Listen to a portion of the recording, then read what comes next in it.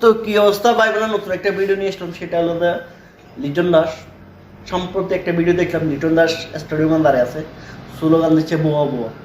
আসলে এই স্লোগান দেখে আমি খুব লজ্জাজনক, নিজের থেকে বাঙালি মনে নিয়ে গর্বিত মনে করি না।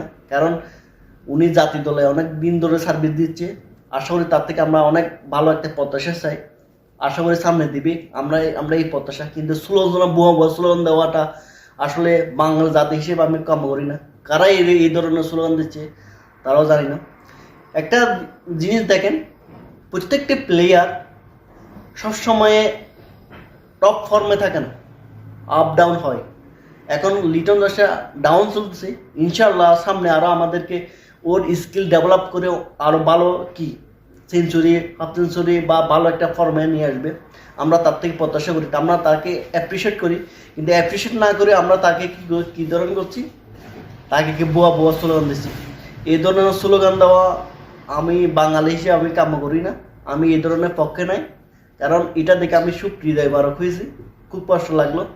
সুতরাং এই ধরনের স্লোগান আপনারা বন্ধ করুন, আর লিটন দাসকে আপনারা অ্যাপ্রিসিয়েট করুন যেন তার ফর্মটা নিয়ে আসে। তো আমার এই কথা বলে আমরা ভিডিওটা শেষ করলাম।